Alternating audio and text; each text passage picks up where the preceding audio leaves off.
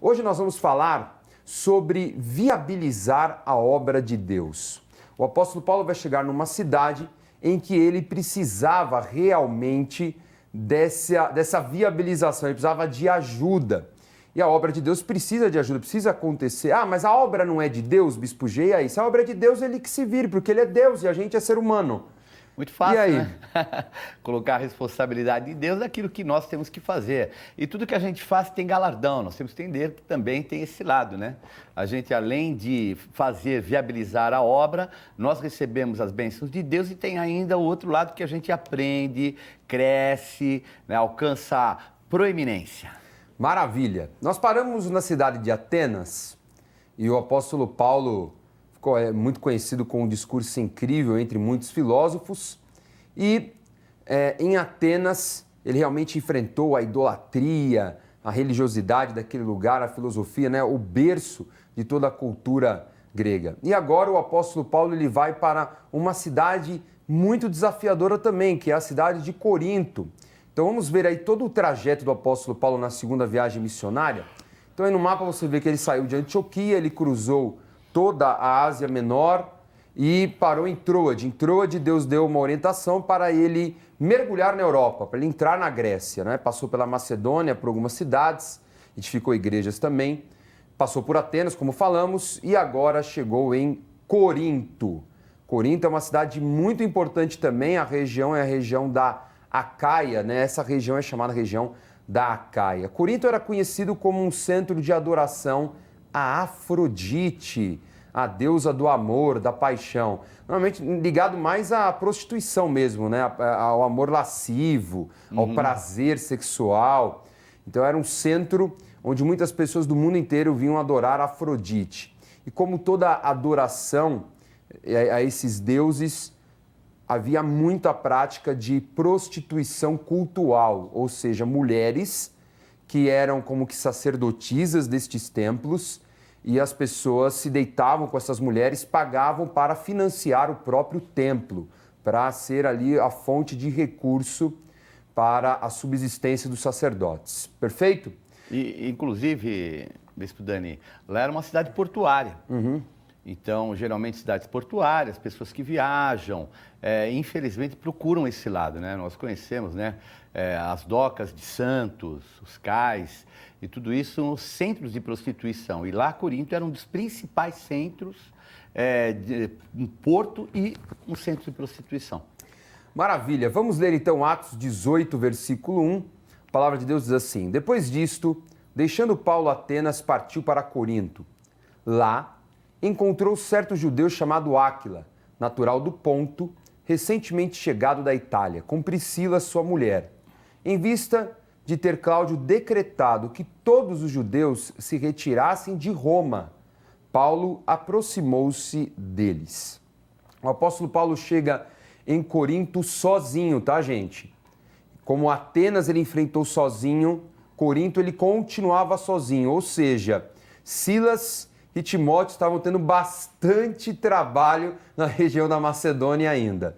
Então nós vemos que é desafiador enfrentar tudo isso sozinho. O que significa a palavra Corinto, Bispo G? A palavra Corinto é a palavra saciado. E aí um contexto também, né, que a gente percebe que tem esse vínculo, né, com uma cidade portuária. Ela saciava, né, todas as regiões dali da Grécia, era a entrada de mercadorias de todo o Oriente por aquele local. Então, Corinto, saciado. E Áquila significa o quê, que esse novo personagem que chegou? Uma águia. E também, né, a origem não é grega como Corinto, a origem é latina e quer dizer uma águia. Então, esse daí deve ser uma águia mesmo, né? Que a gente vê que ele vai levar o evangelho, ele e a esposa vão ser grandes ajudadores de Paulo. Eles vêm da região da Itália, há um decreto de Cláudio, isso realmente aconteceu. A Bíblia não é um tratado histórico, mas ela tem, obviamente, dados históricos importantes. E os judeus foram expulsos de Roma.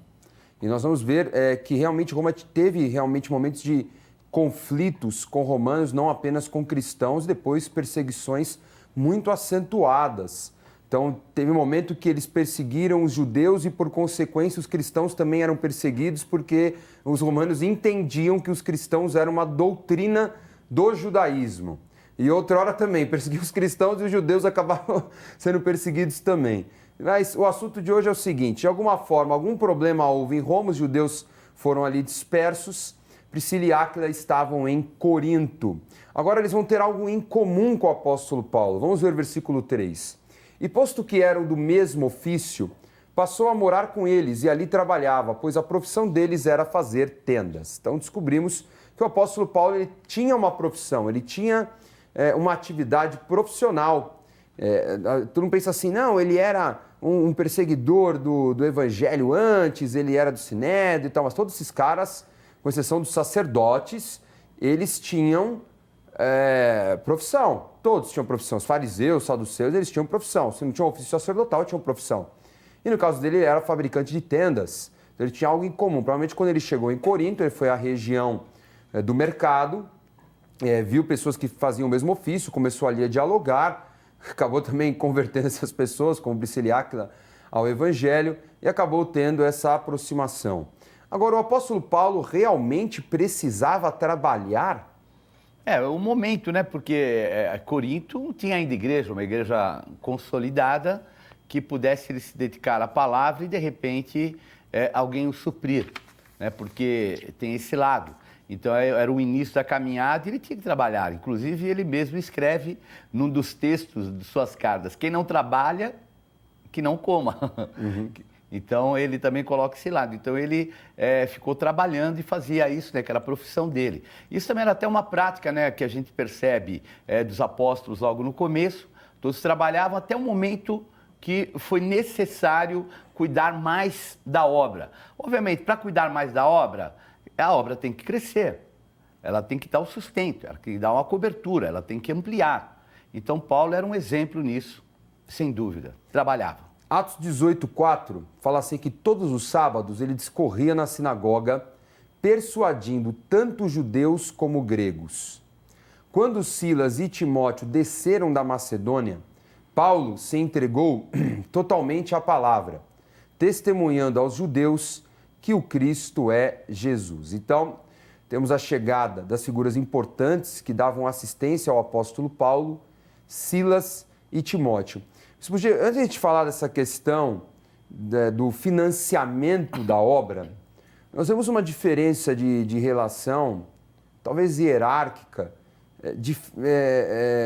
muito acentuada, comparando-se com a primeira dupla, na primeira viagem missionária. Nós vemos que o apóstolo Paulo e Barnabé meio que eles estavam no mesmo nível, né? Porque os dois portavam a palavra, os dois iam à frente. Já na segunda viagem missionária, em que Paulo chama Silas e depois Timóteo, nós vemos que essa relação é muito diferente.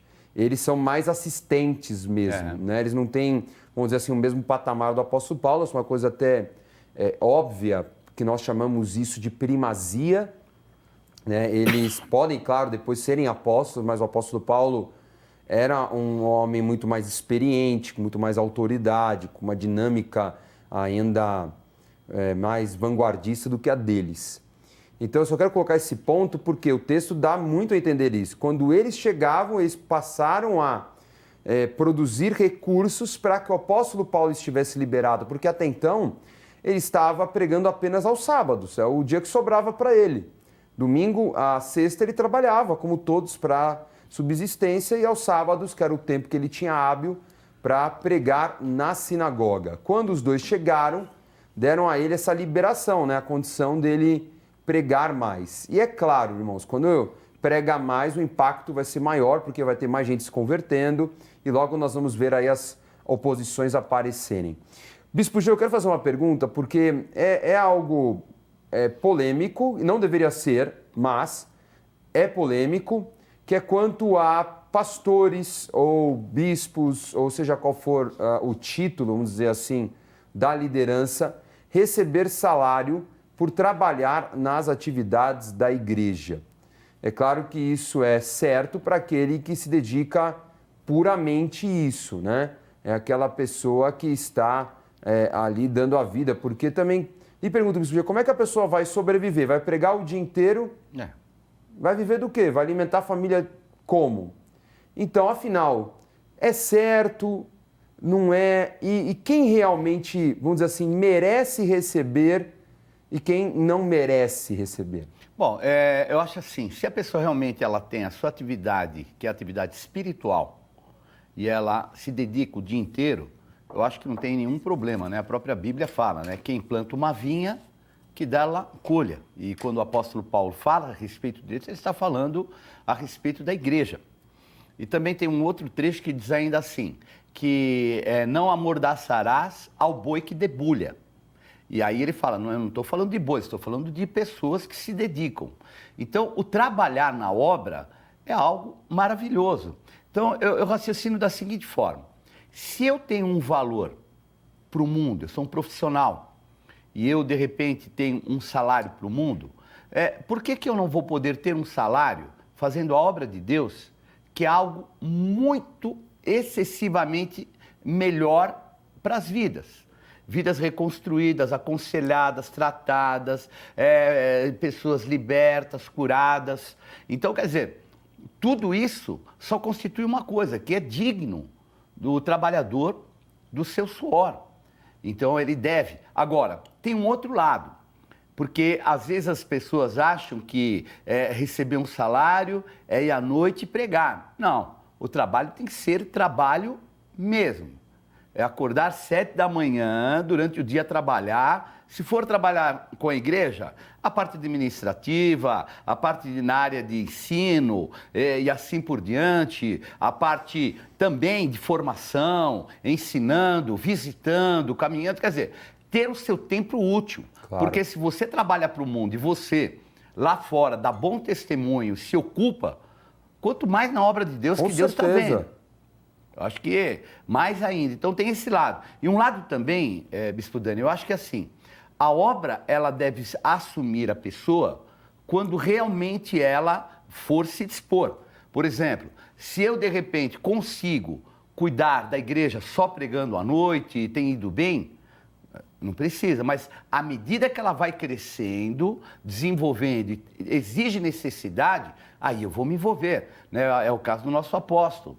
Nosso apóstolo, por um determinado tempo, ele trabalhou. Então, ele trabalhou na Xerox do Brasil, depois já estava indo para a Itautec.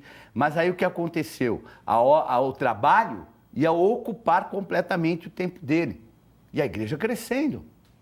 Então, ele fez a opção correta, de voltar para a igreja, mas ainda assim, naquele período, que era o início da igreja, ainda assim ele se dedicou com outros profissionais para se manter, porque a obra também ainda estava no começo.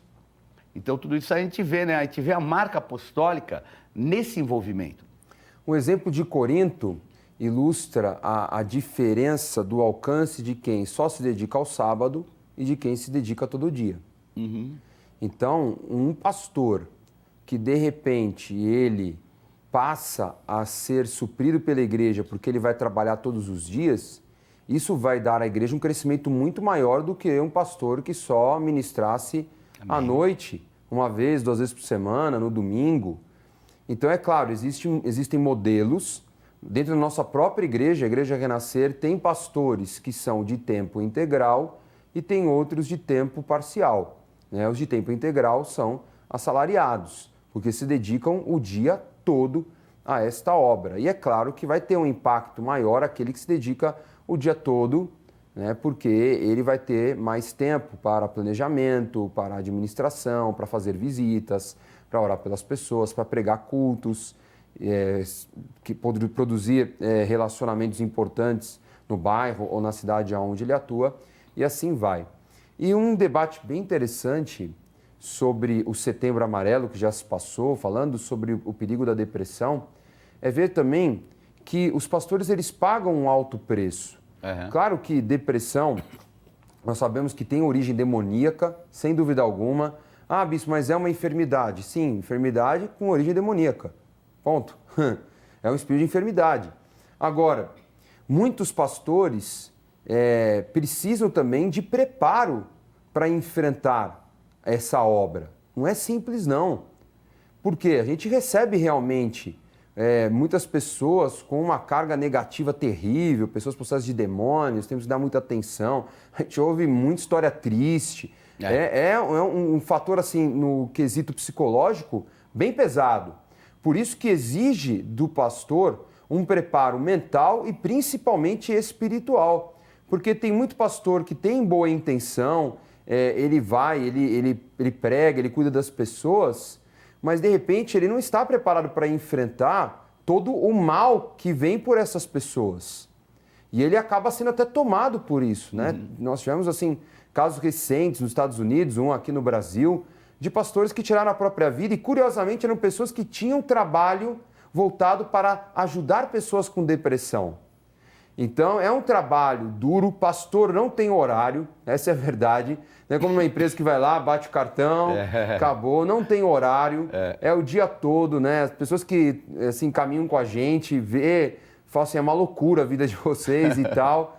E é uma loucura, pode ser, pela demanda e tudo mais, mas nós temos muito prazer em servir. Também.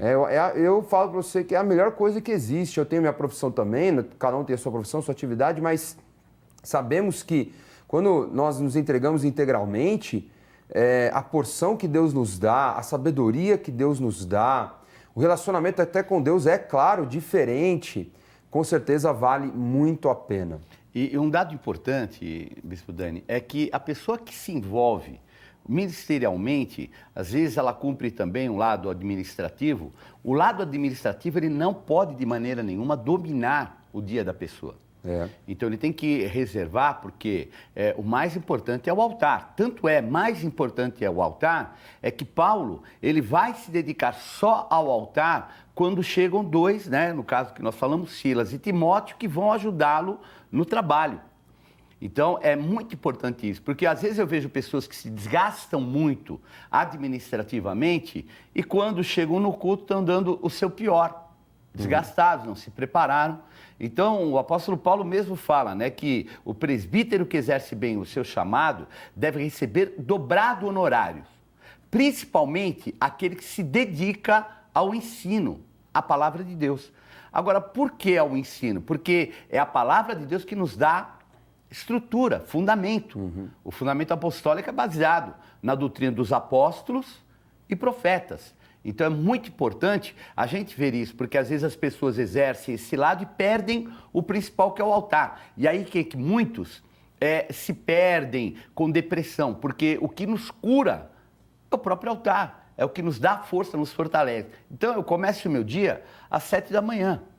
E vou chegar em casa muitas vezes 11, 11 e pouco, fico ainda com a minha esposa, com o Rafa lá conversando. Meia-noite e meia eu estou dormindo, começo a dormir. Mas 7 da manhã já estou lá. E é assim constante.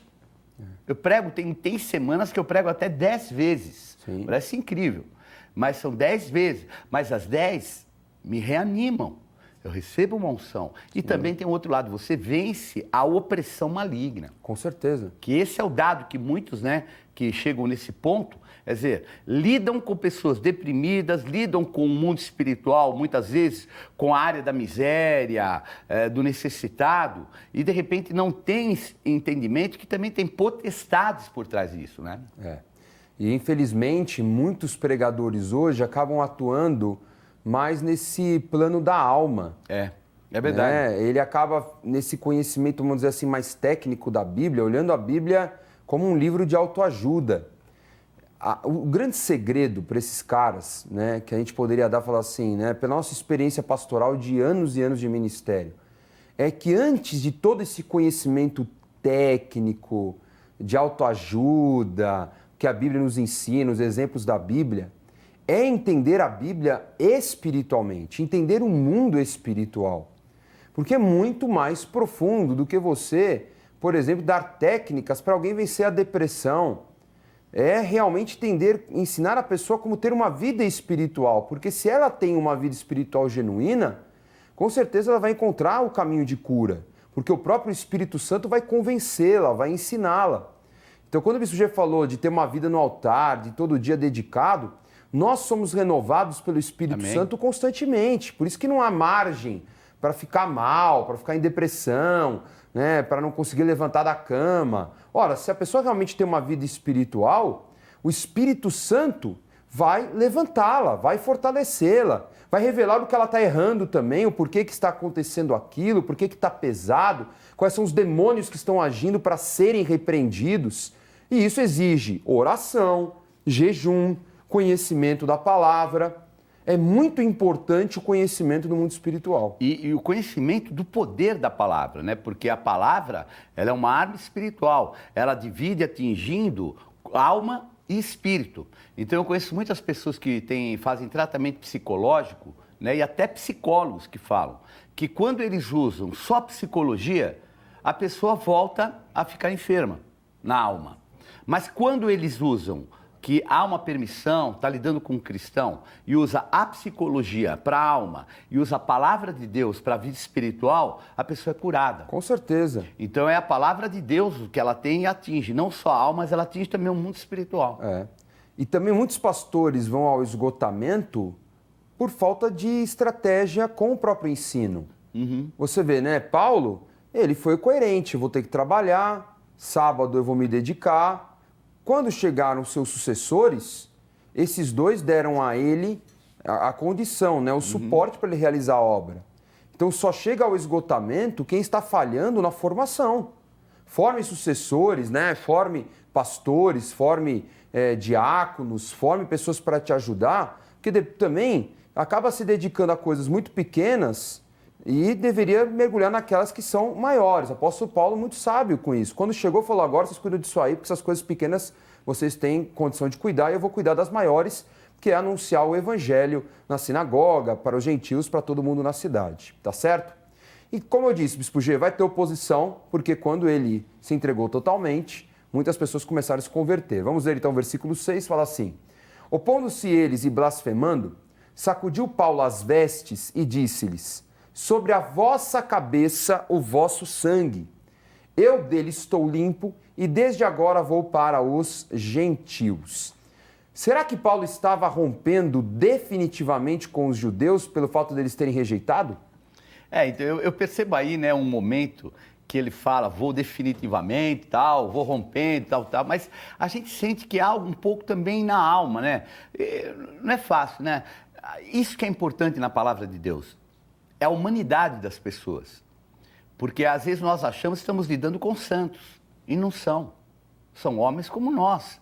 E no caso do apóstolo Paulo, a gente percebe até na carta aos Coríntios, né, um momento que ele está preso, ele manda cartas, recebe cartas, e ele manda até meio irado, porque alguns lá chamado da família de Cloé, né, que a gente chama até meio de fofoqueiros, estavam criando um momento de dor para Paulo.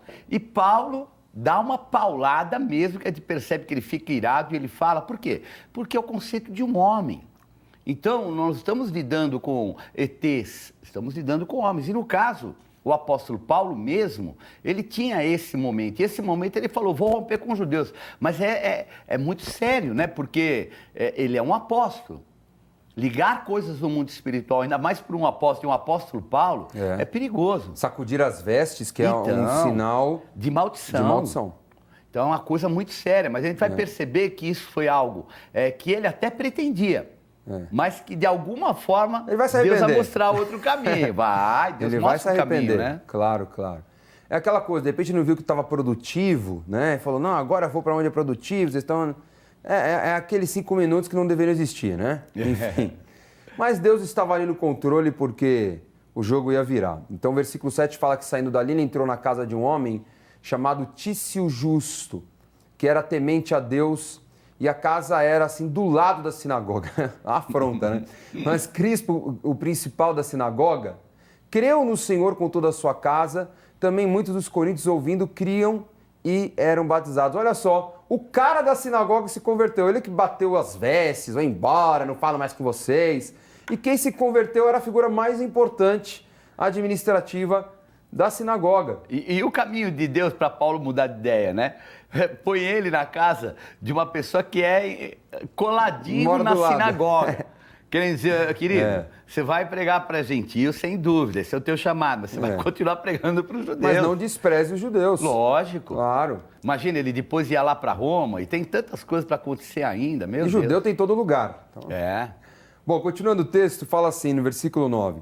Teve Paulo, durante a noite, uma visão em que o Senhor lhe disse, não temas. Pelo contrário, fala e não te cales, porquanto eu estou contigo e ninguém ousará fazer-te mal. Pois tenho muito povo nesta cidade. E ali permaneceu 1 ano e 6 meses, ensinando entre eles a palavra de Deus. Quando, porém, Galho, que era procônsul da Acaia, levantaram-se os judeus concordemente contra Paulo e o levaram ao tribunal, dizendo, este homem persuade os homens a adorar a Deus por modo contrário à lei.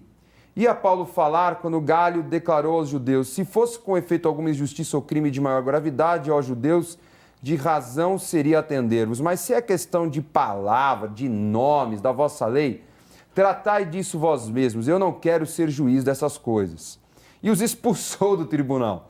Então todos agarraram Sóstenes, o principal da sinagoga, e o espancavam diante do tribunal. Galho, todavia, não se incomodava com estas coisas. Deus dá uma direção ao apóstolo Paulo. Talvez o apóstolo Paulo pensou ou planejou em uma passagem curta em Corinto. Deus fala, não, fica aí. Tanto que vai levantar uma igreja forte em Corinto. Inclusive, cartas são importantes. Muitos estudiosos afirmam que o apóstolo Paulo escreveu 4 cartas aos Coríntios. Nós temos só 2, então 2 se perderam. Então nós sabemos da importância dessa igreja. 1 ano e meio ali pregando o evangelho. E, claro, houve a perseguição maior, os judeus o levaram a Galho. Galho que era procônsul. Quem é? Que cargo tão relevante é esse para os romanos? Galho, Bispo G. O procônsul, ele era como que, vamos dizer assim, um administrador vinculado, porque havia 2 tipos, né, de liderança. Havia uma liderança que vinha diretamente de César e uma outra que era meio que vinculada ao Senado. E o procônsul era alguém diretamente de César, então uma autoridade muito grande. O procônsul era a voz de César ali naquela região. Uau. E a gente percebe, pelo nome dele, Galho, né, que é de origem latina, é alguém que realmente veio da Itália. Então percebe-se que ele tinha toda essa autoridade e ele, inclusive, ele tinha um vínculo muito forte com o imperador Cláudio, que era alguém assim muito forte na época. Então vocês vejam quem é esse homem. Mas não está muito aí com as questões religiosas, né? Ele governava essa região da Caia e um comparativo interessante do comportamento dele, Bispo G, que me veio à mente, como foi parecido com Pilatos. Né? Porque Pilatos fez a mesma coisa, né? Tava lá aquela situação, tudo bem que a Judéia era muito mais complicada que a Caia.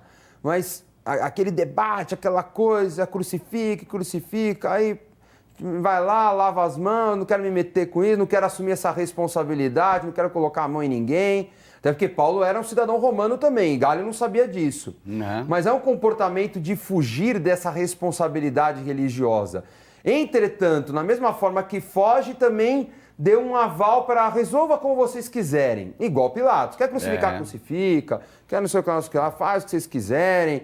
Então vai lá e aí pega o principal da sinagoga, espanca o cara, né? Os judeus vão lá, fazem tudo aquilo. E espanca na frente dele, Na né? frente dele, e ele nem aí, né? Você vê o comportamento de Roma realmente. É uma indiferença que não é indiferença. Assim, o aspecto também, né, nós temos que entender um pouco o momento histórico. Porque os judeus na época eram muito chatos. Desculpa, assim, o contexto que religiosamente eles eram mesmo radicais. Sim. Era mais ou menos como a gente vê alguns xiitas de outro lado. Eles eram considerados rebeldes pelos romanos. Então eles não queriam nem se envolver, porque, imagina, a cidade de Jerusalém foi destruída. Sim.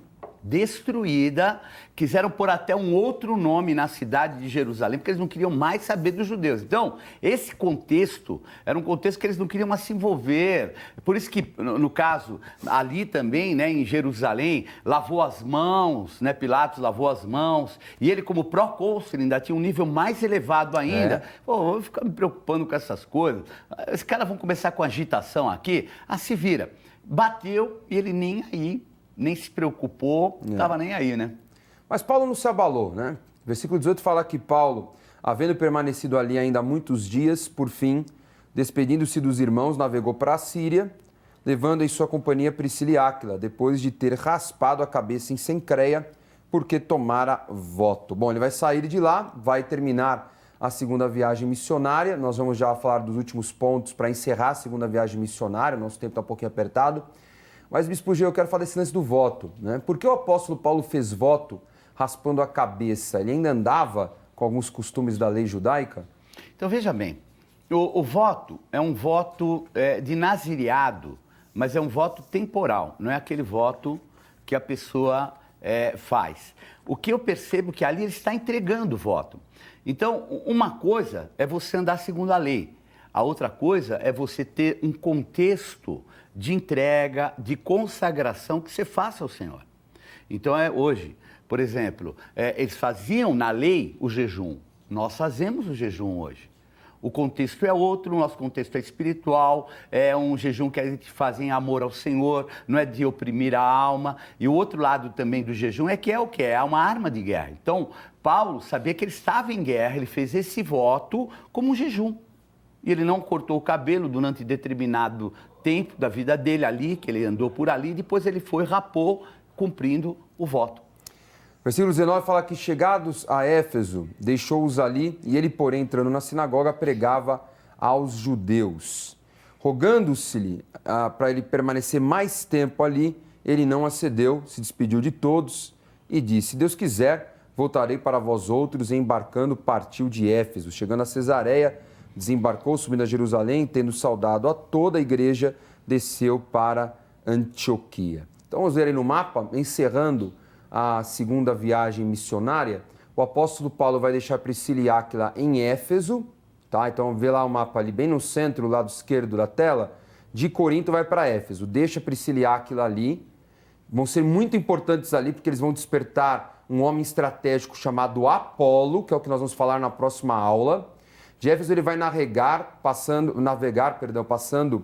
pelo mar Egeu, bem próximo aí da ilha de Rhodes, vai cruzar o Mediterrâneo e vai chegar em Cesareia, que é um porto muito importante. De lá vai Jerusalém, provavelmente Paulo vai cumprimentar os irmãos, aquela coisa de passagem rápida, e volta para Antioquia, que é realmente o centro missionário da época. Tá? Era a cidade estratégica das missões, ali para contar o testemunho, as grandes vitórias, se renovar também, preparar um time forte, porque depois ele vai renovar novamente a sua viagem. Na terceira viagem missionária, ele vai fazer todo esse circuito. Perfeito? Vamos encerrar por aqui, que senão chega muito longe. Essa aula aqui ela é realmente longa. Vamos então revisar a aula de hoje. Na aula de hoje estudamos a ação do apóstolo Paulo evangelizando os coríntios, região conhecida pela adoração da deusa Afrodite. Neste local, o apóstolo Paulo teve que trabalhar, pois não havia suporte financeiro para sustentá-lo a pregar todos os dias. Portanto, nesta fase, ele ministrou aos sábados. Quando Timóteo e os demais chegaram para dar a ele suporte, então ele se entregou completamente à pregação do evangelho todos os dias. A obra de Deus, para ser realizada, precisa de recursos. Por isso, existem pessoas assalariadas que se dedicam ao evangelho diariamente. Paulo foi rejeitado pelos judeus em Corinto, logo no início, e passou a pregar aos estrangeiros. Por isso, a igreja de Corinto tinha como maioria os gentios. Paulo ainda vai para Éfeso, onde deixa seus 2 novos discípulos, Priscila e Áquila, e encerra a segunda viagem missionária, passando por Cesareia, Jerusalém, concluindo em Antioquia. Perfeito?